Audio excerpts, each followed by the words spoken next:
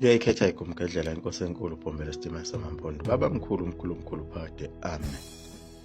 Yebo, uShembe lona wayijikelana phela. Kwakuthi kusemnandi njena bese kutshela zona ezikabhoqo ezisuka ezulwini. Njengoba wayekade etshele naye uPeter Mnqayi ukuthi izwi likaNkulunkulu lithi ngeke uze ugane, kumele wenze wona umsebenzi kaNkulunkulu. uPeter Mnqayi njengoba wayetholwe uyena uShembe ekhubazekile, lapho athenjiswa uye uNkulunkulu ukuthi lo mntwana uyena okwenzela yonke imisebenzi oyobe ehamba nawe lapho oyoba khona. uPeter Mnqayi wathembeka kakhulu kuye uShembe, wawukhuthalela kakhulu futhi lo msebenzi wevangeli. Uyena owayeseyindodana yakhe uShembe endala ngokwakhona ezulwini, njengoba phela wayekade nazo izingane ezaziprofethwe ngokwasezulwini ezimbili ezazizalwa amakhosikazi akhe, uMangwenya noMasigasi. Ingane yakhe yesithathu kwaba wuye uPeter Mnqayi, okuyiyona eyayisiyinkosana yakhe uShembe yemisebenzi yasezulwini, inkosana yebandla lamaNazaretha, okuyena eseyisathenjwa sakhe uShembe eyisandla sokuphosa. Nalo ibandla lamaNazaretha uShembe wayezolishiya kuye phela uMnqayi lona ababezobambisana naye uye phela u-Amos Mzobhe, njengoba wayebaxwayisile yena uShembe ukuthi uma nehluleka kuyoba yiwo futhi amadodana asezulwini lawa phela ezalwa amakhosikazi akhe uShembe, uMangwenya noMasigasi. Phela naye uShembe lona waganwa ngayo inkani yakhona emhlabeni eyaqala ngaye unina uMahadebe owamganisela yena uMashabalala. Naye uShembe ngenxa yakho ukuthi kwakuyimpilo yakhona eyayenziwa ezweni lakhona eNtabazwe ngaleso sikhathi sakhe, naye wabuye wazithathela amanye amakhosikazi amathathu.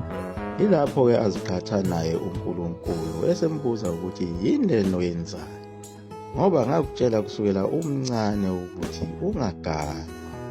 uNkulunkulu lapho wayenohlelo lakhe lokuthi uma esefuna ukuletha abantu basezulwini uzobaletha kanjani, hleze wayeyokhetha enye yamakhosazana lapho ibandla selihlangane khona okuyiyona eyozala abantu basezulwini. Kodwa uNkulunkulu wabuye waba nawo umhawu kuwo amakhosikazi akhe uShembe, njengoba inkosikazi yakhona kwaNgwenya eyaba nenhlanhla ukuthi ikhethwe wuye uNkulunkulu ukuthi izale umntwana osuka ezulwini, kanye nayo inkosikazi yakwaSigasa eyaba nenhlanhla yokuthi ikhethwe wuye uNkulunkulu ukuba izale umntwana wasezulwini. Ilapho uShembe ayephoqa khona ukuthi wayefuna ukuba nomndeni wakhe omkhulu, kodwa uNkulunkulu wakunqaba lokho njengoba wagcine ebulale ishumi lonke lezingane. uShembe wagcina esele nezingane zamantombazana ezintathu kanye nomfana oyedwa, lowo phela kwakuthiwa uStanela. Uma kwakungafa yena lo mntwana wakhe kuthiwa uStanela kuyobe kuphelile ngayo, ngoba phela lezi ezinye izingane ezimbili ezalwa uMasigasa noMangwenya akuzona ezakhe ezikaNkulunkulu. Naye umntwana wakhe lona emphiwe uNkulunkulu uPeter Mnqayi wayethwele wona lowo msebenzi wokuthi angaganwa. Naye wakuzama ukuphoqa ukuganwa, wamtshela uShembe ukuthi uthena uNkulunkulu wena ngeke uganwe, uzokwenza umsebenzi wakhe. Njengoba waba nenkani naye uPeter Mnqayi eseyitholile intombi eyayisipopete, ethi isivumile baba, izongigana le ntombi, sengihlelile nawo amalobolo. Kodwa uShembe wavele wahleka usulu ukuthi ngeke ize yenzeke leyo nto. Wafakazisa nangabo abefundisi ababekhona ngesikhathi uShembe echaza ngezwi likaNkulunkulu elalikhulumile ngaye uPeter Mnqayi ukuthi ngeke agane. Ngokuhamba kwesikhathi wazwakala yena uPeter Mnqayi esethi, angisayifuni le ntombi. Leyo ntombi yagcina ihlukile khona ebandleni, yagcina isithandana nekhaladi. Ilapho-ke uShembe wathi ibambe ngapho. Imvamisa uShembe zonke lezi bonakaliso ngabo abefundisi bakhe, nalo ibandla lakhe zazivame ukwenzeka ngaso isidlo. Uma sekuhlangenwe endlini lapho kusuke kudlelwa khona isidlo, ilapho kwakusuke kwenziwa khona imikhuba yasezulwini, lapho khona agcine esegeza khona bona abantwana bakhe laba izinyawo. Uma egeza izinyawo ilapho kwakufike kumvuleleke amaqiniso ngekusasa lakho nempilo yakho. Abaningi babesaba ukugeza izinyawo, ingakho wayebuye kubuze ukuthi ngikugeze yini izinyawo. Ilapho phela ayeseqale khona uhlelo lakhe ukugeza izinyawo khona ethempelini kwahlophe, lapho kwakulungiselelwa khona isidlo khona ebusuku. Abantu babe baningi lapho endlini. uShembe wayebhizi lapho ethela amanzi okugeza abantu izinyawo. Ilapho wazwakala khona uShembe sekhuluma ethi kukhona indoda lapha endlini ephethe uphondo lomuthi, ayilikhiphe njengamanje libeke lapha phansi. Yatatazela indoda yathi yasukuma, wathi uShembe cha, likhiphe ulibeke phansi mnumzane.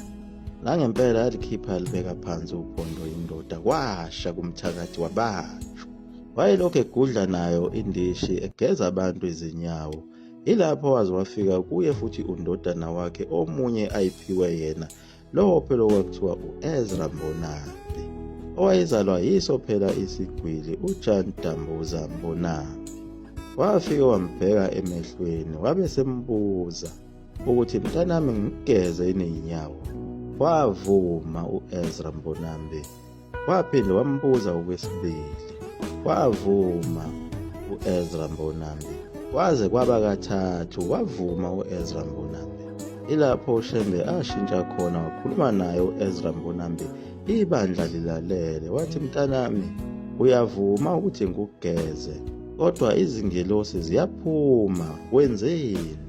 Ilapho uShembe aphuma khona naye waphumela phandle elandela lezi zingelosi zakhe ezingabonakali. Basala bonke endlini. Ilapho azwakala esememeza khona phandle lapho ukuthi akuphume oyedwa amlandele uzolalela inkulumo ekhulunywa izingelosi zasezulwini. Bethula bonke ngenxa yalo uvalo, kodwa owaba nesibindi uyena uDlulwane ekhuzwayo wasemsimbaza. Wamlandela, kodwa wathi uma ebuya eseqhaqhazela ngokukhulu ukushesha lokhu.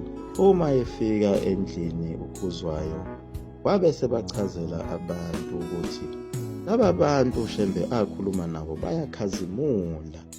Namhlanje ngizibonile izingelosi. Abantu ababesendlini bafikelwa ukukhulu ukwesaba. Wabuye wabuyela khona endlini uShembe, wabuyela kuye uEzra Mbonambi ezombuza ukuthi ngabe angaqhubeka yini nokumgeza izinyawo. Wavuma futhi uEzra Mbonambi. Ilapho uShembe abe sekhuluma khona ebandleni ukuthi lalelani nonke, uEzra Mbonambi uzosishiya ayovula isonto lakhe, lapho beyokhuluma khona ngezilimi ezingeke ziqondakale. Lamangala lonke ibandla ukuthi ngabe uEzra Mbonambi uyokwenza into embi kangaka. Liyaguqa lapho igugedlela msula amafutha okukhofu into nesoka phakathi. Amen. Uyara ukaye soya ya dorebosia kuyabo oka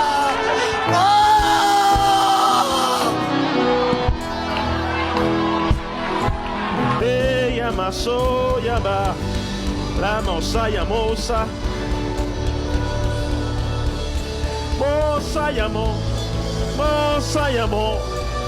le ya masaya dere bosha ya baya manes rifo ya moski ya baya la kaya mosa ya ma le ya masaya ba ya mosha ya ma kaya manere bosa ya baya ba Rekaya mosa yamanes, rekaya mosa.